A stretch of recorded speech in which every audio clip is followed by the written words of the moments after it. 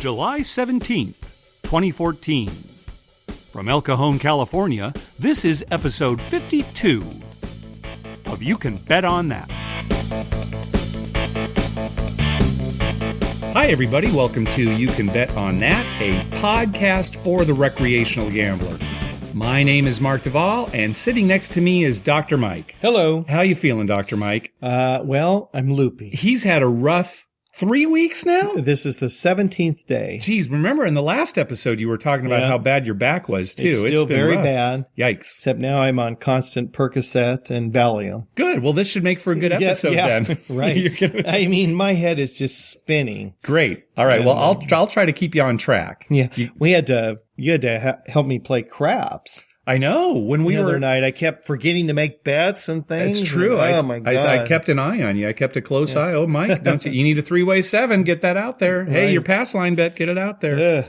You did okay. You won. I won. Good. We had a good couple of weeks. Maybe that's the secret. That's the key. I just don't need to know what I'm doing. Just throw my money out there. Maybe you should. I'll just drive from now on. Once your back is better, just get stinking drunk before we go out. Right. And then I'll just keep track of you, make sure you're okay. There you go. That's good. Just another good idea for both of us. Good. All right.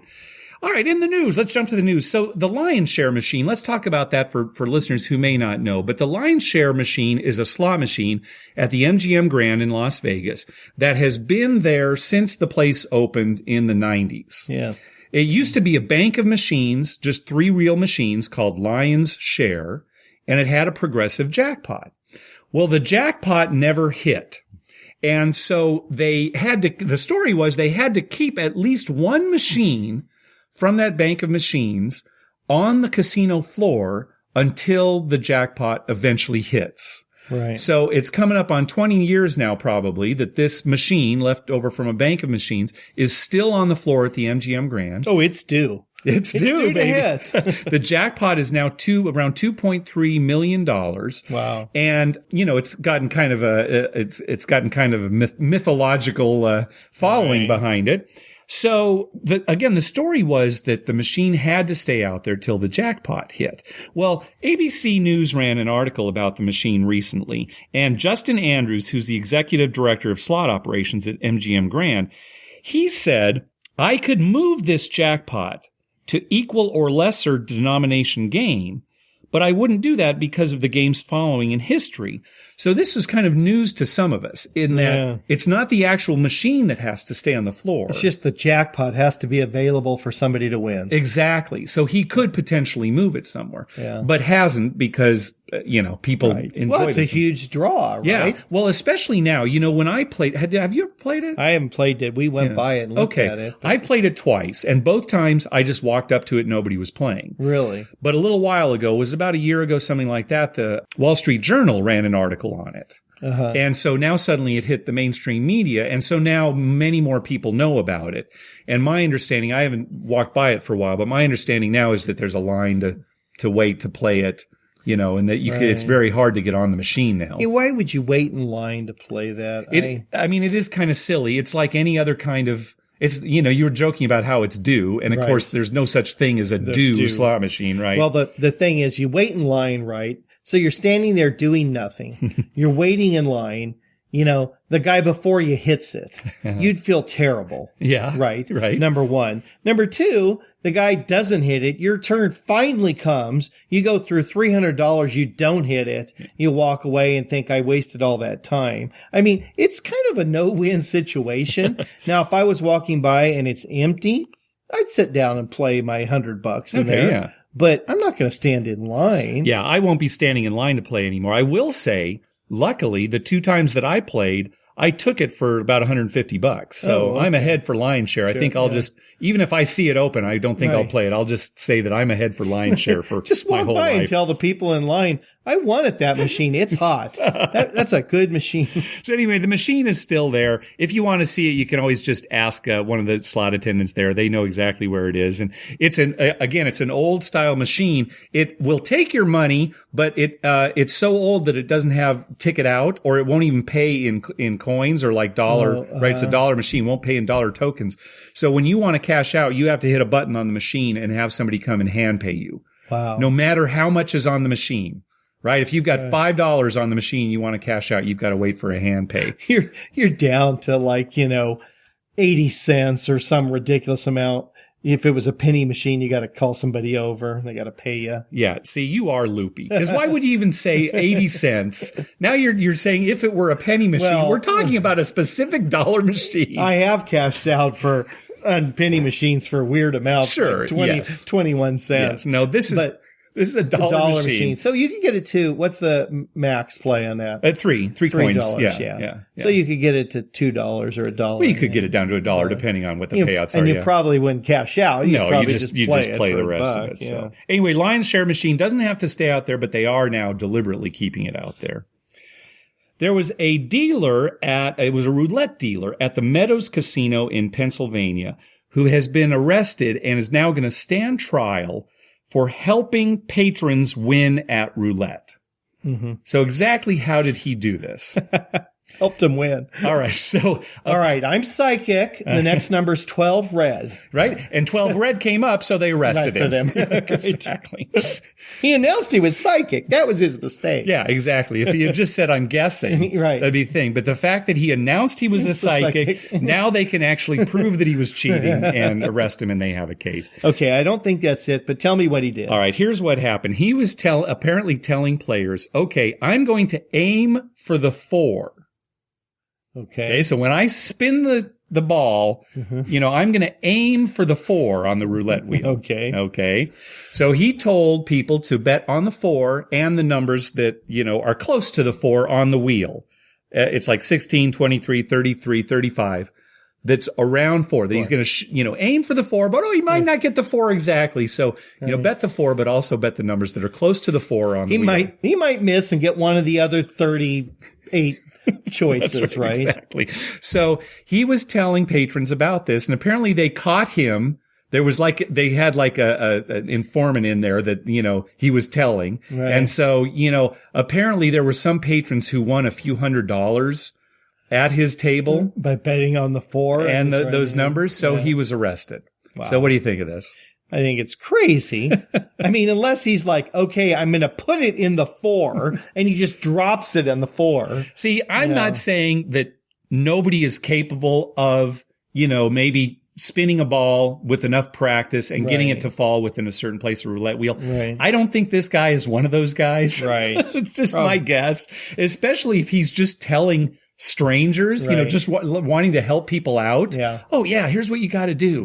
Bet on the 4. Well, that happened to me at blackjack once, though. What happened? Where the dealer was saying, "I'm aiming for 12, and I'm going to hit and bust.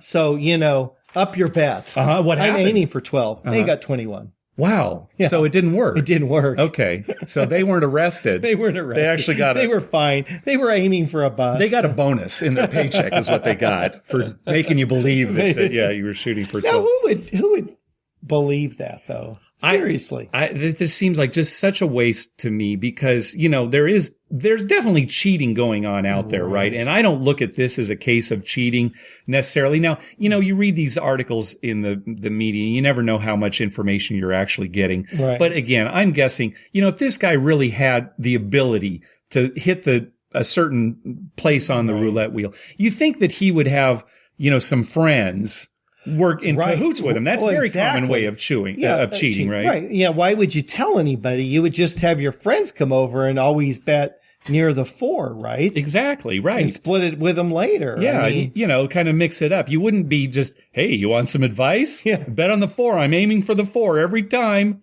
Here it goes. Aiming for the 4, everybody. I'm going to try that when I'm rolling a craps. Put your money on hard 6 because I am trying to roll a hard 6 every time. And chances are I'm going to hit it. I think eventually you're going to hit it. Eventually I'm going to hit it. Bet on it. Yeah. All right. 12. Just high-low every time. High-low every time. I've been practicing at home on the Monopoly dice. I can roll 12 every time. You actually should do this because just do that like every session, announce that. And eventually, you're going to hit a bunch of hard 6s or 12s or whatever you said you're going to do. And then you act all cocky like, oh yeah, I quit my job. I make a living at this now. This is what I do. Of this dice control. Yeah, exactly. Well, we'll find out what happens to this guy, but it seems to me that it's a case that should be thrown out. Seems to me like the casino would spend a lot of money on legal fees, right? Well, it's probably a criminal case, right? So it's not even something, it's not like a lawsuit. He was arrested. So this is the government actually. So the government's going to waste money on that? Yeah. Oh, exactly. boy. Because we have so much extra. Yeah. Well, it's Pennsylvania, so I guess it's not coming out of our pocket, but I guess not. We'll see what happens. I think it should be thrown out, and especially if you're talking a couple $100, right? Usually in cases like this, it's like, oh, well, they took the casino for $50,000, and then you hear that, and it's like, okay, something's up, something's right? Something's but a couple $100. Well, I bet there are a bunch of stories where he told people to bet on the 4, and they, people came up and lost their $50, right? And they're probably all pissed off. That guy, that idiot. I'm aiming for the 4. Yep. Why the 4? I'm just going to I don't know. That's a good question. It's his favorite number. I'm going to say that now. I'm aiming for the 4, just in life. Well, you set the dice to 4 a lot when you roll. Oh, that is true. Yeah, so you're aiming for the 4. I'm aiming for the 4. Hey, we want to thank everyone who's been clicking through our Amazon link. Remember, whenever you're going to buy something through Amazon, go to our page first, youcanbetonthat.com, and click through our Amazon link at the top of the page. That way, when you make a purchase, we get a little kickback that helps cover the costs of hosting the show, and it doesn't cost you a thing. You'll pay the same price just like normal. I went over to your house the other day. You had a little present for me. Yeah. I thought I'd get you a little treat. The Pai Gow Tiles. If you remember the last episode, Mike, it sounded like he was joking. Nope. Said, "Oh, Mark, I'm going to get you some Pai Gow tiles." I went home that night and told Lynn, look that up. So she got online. Turns out there's a lot of places that sell Pai Gow tiles. Really? Yeah. I mean, not just gambler places. She just went to, Pai Gow Tiles, and there was tons of them. Nice. And different, some were real fancy sets, some were real cheap sets. Yeah. But we got a decent set. It's a very nice set. And now I'm going to break it out at card night one of these nights. I'm going to wait until we have all of our regulars at the table, and I'm going to say, I guess I'll deal some Pai Gow. And they'll say, oh, good. Yeah, we like Pai Gow. And then I'll bring out the tiles. Right. And then they'll say, oh, that's Mark being a jerk again. You should have a big. Thinks it's real funny. Big flow sheet with all the combinations and everything here. Here you go. Just look at this and then set it accordingly. It takes them like 20 minutes to set their hands. Oh, real funny, Mark. Congratulations. You got us. But I'll force them to play, though. Yeah. No, hey, we're going to master that. You know what I won't be able to do, though, unless I really study? Remember we were playing when they shuffle up all the tiles, right? And they wash all the tiles. And then they stack them up, and then the banker picks how you want them to be distributed, right? Right. I don't have any of that. Yeah, I don't even know. Was that in the directions? Did you look at that yet? Oh, no, I don't know. I don't think it was. The directions were real specific. I've never seen any kind of directions where they're teaching you the game that talks about that. Yeah, how they distribute them. Because there's actually different ways to distribute them, right? Yeah. And I guess you'd have to know what those are to... Yeah, no. So I won't do that. But maybe I'll play. I have a feeling what's going to happen is I'll break it out. People will say, oh, yeah, Mark's a jerk. Okay, let's go ahead and play. We'll play. They'll be confused, even if they've won. And they'll say, let's never see these again. Yeah, right. Yeah. Exactly. But it's worth it. But you'll have them. Yeah, you thank you. Have them. Now, if anyone wants to call this, they're right here. If we ever have a casino night, right? If we ever have a casino night, they're there. Yeah. It's like, then if somebody comes up, well, I bet you don't have Pai Gow tiles, then, right they'll eat crow. It's like, here they are. Here they are, right next to the Chuckala. That's right. Now, I don't really remember how to deal, but here they are.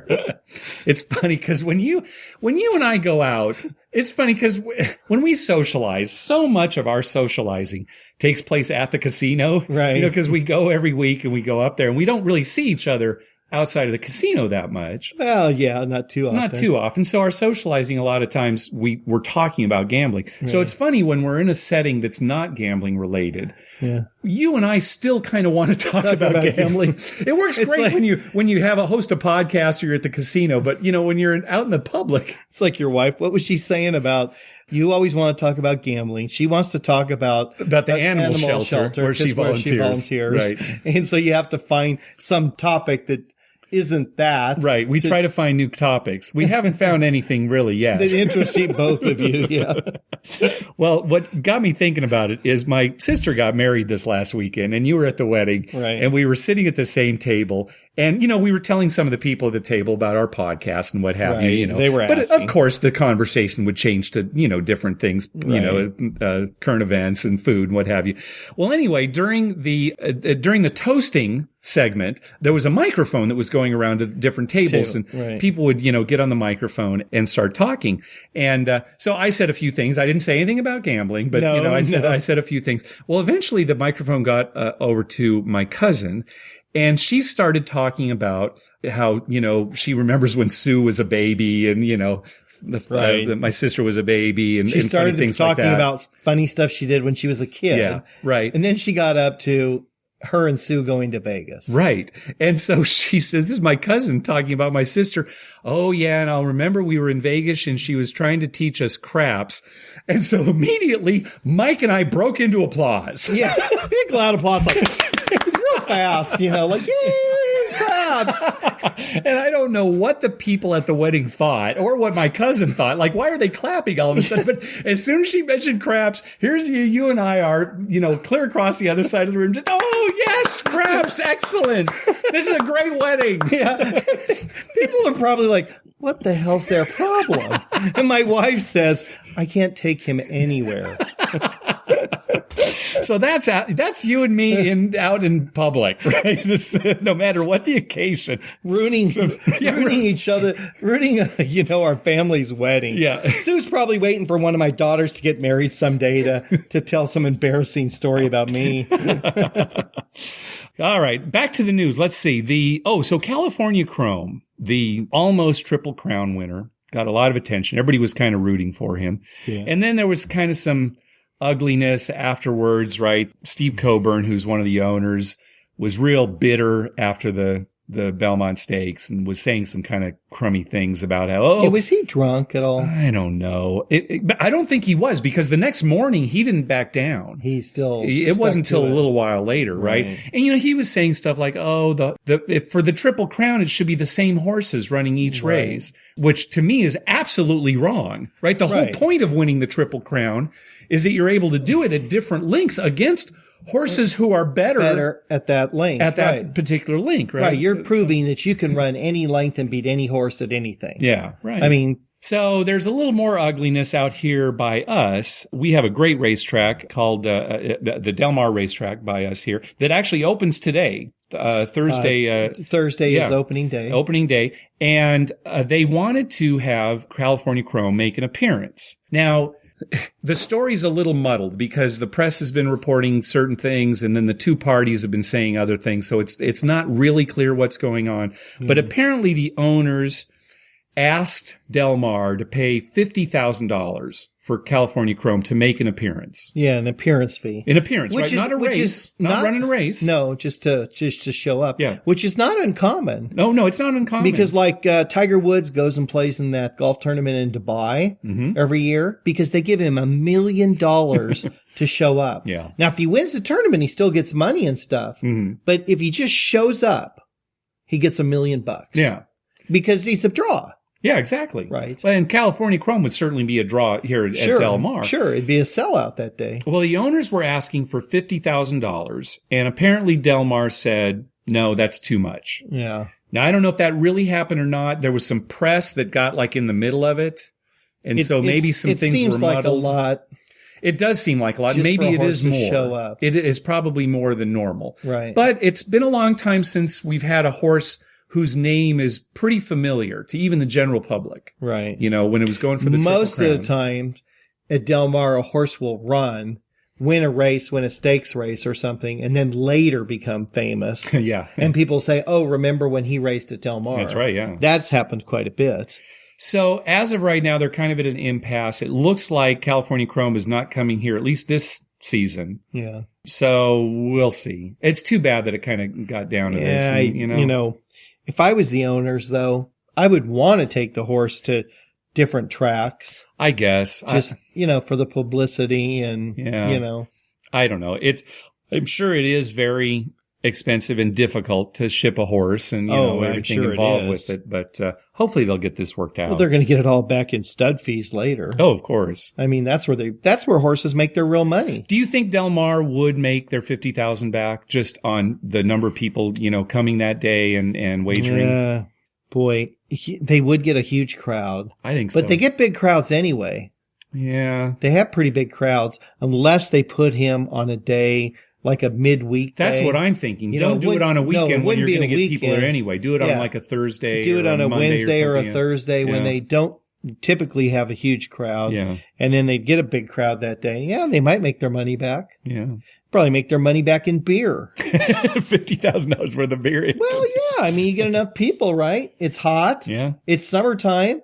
People there. I mean, I see the lines at the beer concessions are always packed, right? No, it's true. Well, our friend Paul, they go out there every, I believe it's Wednesdays. That sounds right. Every Wednesday, him and a couple of his buddies go to Del Mar during the season and, basically drink. Yeah. And they bet some races, but they just sit there and drink. It's all there to afternoon. socialize and drink. Socialize and drink, yeah. So that's how they make their money. All right. Let's just, for the sake of argument, say that Del Mar would make their money back when you include admission, wagering, and beer. And that's our stance on it. And parking and all that. Yeah, right. Parking and everything. Parking's so that they expensive. should probably pay the $50,000. And who knows? Maybe they're worried about a precedent being set, but well, right. This is a pretty much a household name. Right. If there ever was a non-Triple Crown winning horse that could be a household name, this is one, right? Yeah, there was so much hoopla. Yeah. And then actually his tirade afterwards kind of made it even more of a right? I mean, it's a good publicity stunt. Yep. Because there's no such thing as bad publicity. Yep. No such thing as bad publicity. Yeah. Hey, we got a good email from listener to the show, Taylor, who we met up with on our last Vegas trip. Right. He was telling us about a deal going on at the El Cortez in downtown Las Vegas, where if you make a withdrawal from their ATM and then take the receipt to their players club, they will give you 5% of your withdrawal back in free play, up to $1,000 withdrawal, which would be 5% of that would be $50. Right. So the max that you could get back in free play is $50. Yeah. This sounds like a great deal, right? Because you withdraw the money. You don't necessarily have to play any of that money at the casino. Sure. You just show the receipt. You can put it right back in your pocket. Put it right back in the bank if you want. Yeah. Right. Now he did say he did this and he did take out the $1,000 and he said that there was a $3.50 ATM fee. Right. So there was that. But then sure enough, he got the $50 in free play.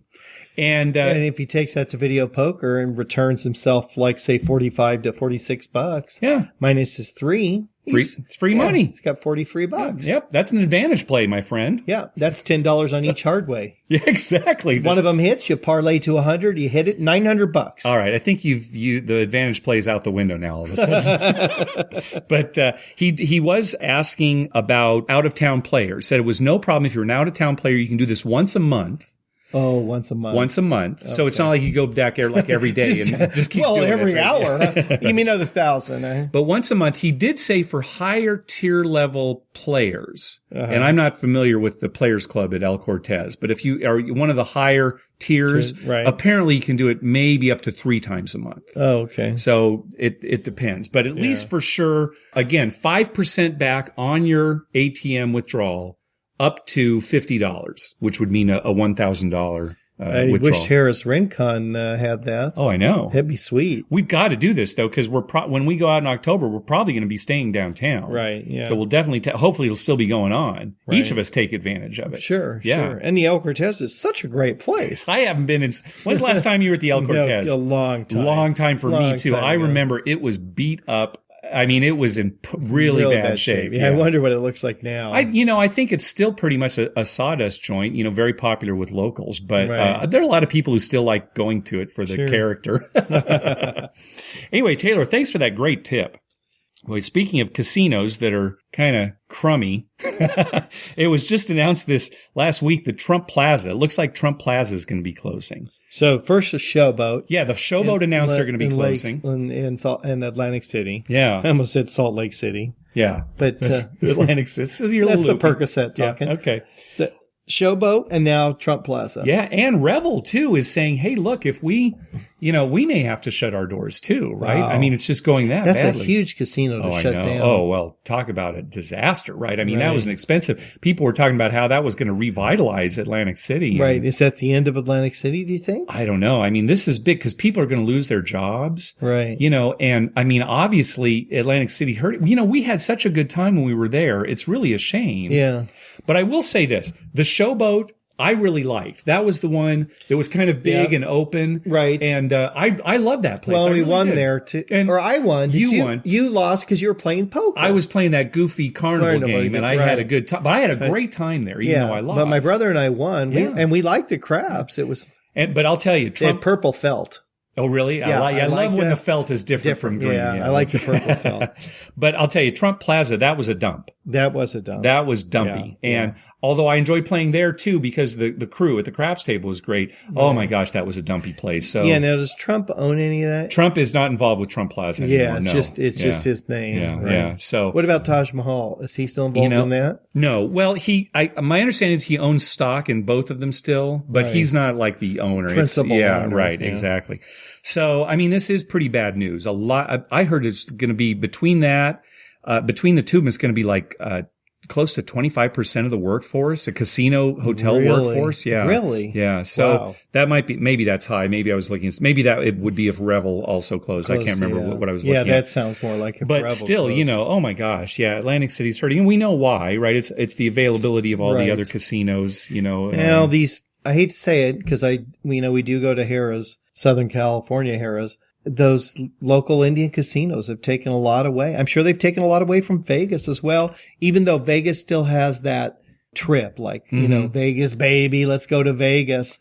It still kind of got that mystique about it, whereas Atlantic City probably lost a lot of that, and people are going, well, they're opening up casinos in Philly, right? Mm-hmm. And it's not that far away. So well, I can tell you for sure, you and I would be going to Vegas a lot more if there weren't casinos close to us now that offer the games like craps. Because, back like in the 90s, these casinos were still around here, but they didn't have craps, which is our game of choice. Well, they right? had bingo and they had some weird form of blackjack, like 22, California 22. Right. So stuff like that. It really wasn't like going to a real casino. So no, it's Atlantic City's suffering from the same thing. People can go to casinos closer to their house and, so it's too bad.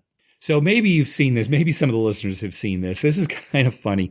During the World Cup, Singapore was running these anti-gambling public service announcements. The gist of it was, problem gamblers, it doesn't just affect you. It can affect people around you.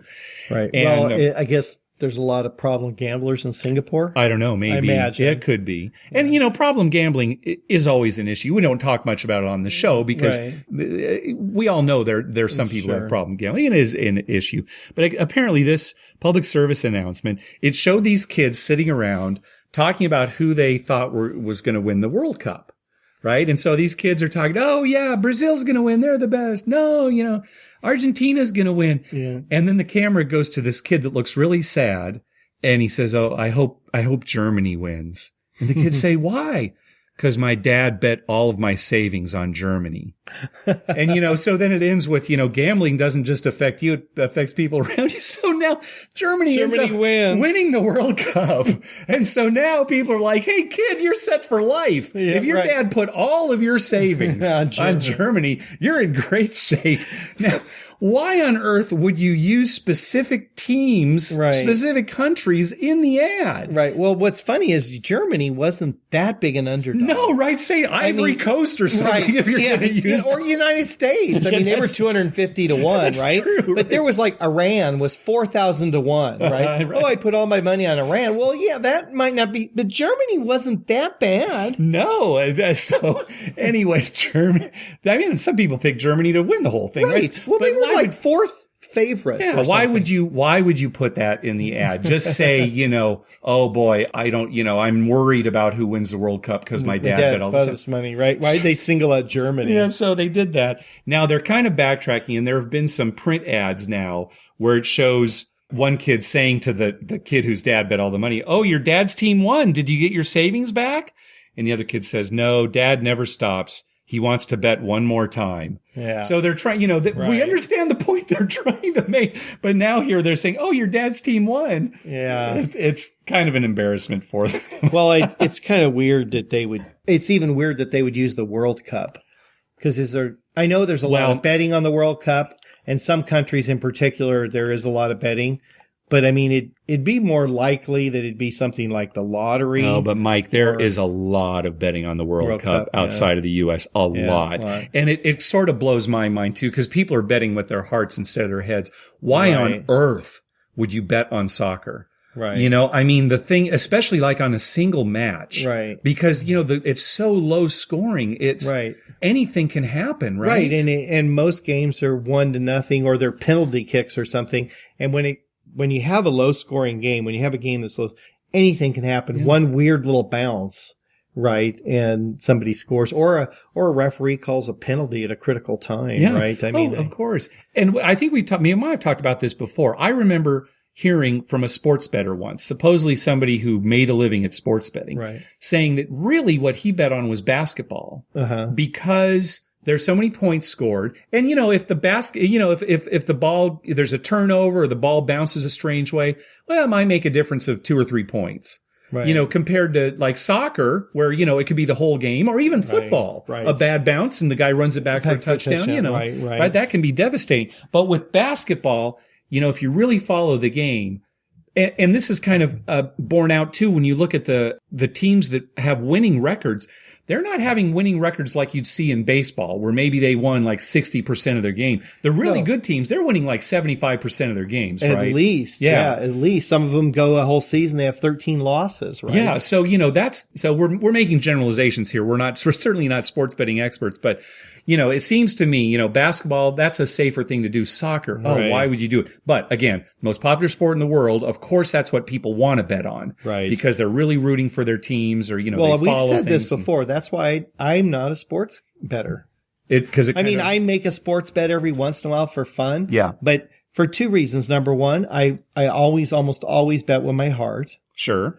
And that's not smart when you're sports betting. Nope. And I make a small bet on my team just praying they'll win. Yeah. Right? So I'm never really gambling much money. But the other reason I don't do it is because it's so volatile. Yeah. Well, the reason I don't do it, you're talking about the volatility, it ruins watching sports for me. Oh, right. Exactly. Right. Because you start to root for teams that you may not want to root for. Right. Or, a point, an over-under. Right. You're rooting for strange reasons. Right. But no, especially if it's a team that I care about, and I bet a certain way, or maybe a team I don't care. I don't know. It ruins it for me. Yeah, it ruins it. And it's not enjoyable to watch a game. Like, because my back was out and I was home away from work, I watched a lot of the World Cup, more than I've ever watched ever. Right. By far. And I enjoyed it. Yeah. Because, it's a good game to watch. I found myself enjoying it too. Yeah, I enjoyed it. But if I had money on a team, I wouldn't enjoy it. Oh my gosh. I'd be nervous the whole time. The whole time. I just like to sit back, relax, and watch the game. And whoever wins, wins. Yeah. There was a point in my life where I lived and breathed with the Padres and Chargers. Yeah. And when the Chargers would lose on a Sunday, I was pissed off till Wednesday the next week. Yeah.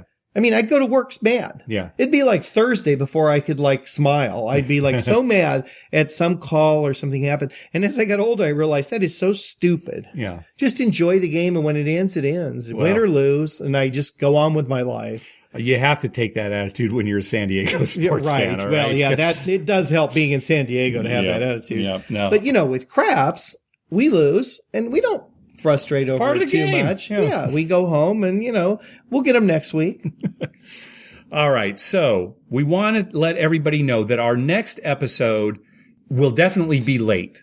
We typically try to do episodes once every 2 weeks. We try to post the new episodes on Thursday, but you've got a couple of trips coming up. Right. That, we're just not going to be able to do it 2 weeks from today. Right. Wedding and then, the family trip and stuff like that. Yeah. 2 weeks from today, I'll actually be out of town. Yeah. So we're not sure when our next episode will be. Probably be in like 3 weeks or maybe a little before that. It certainly won't be more than 3 weeks. No. But our next episode definitely will be later.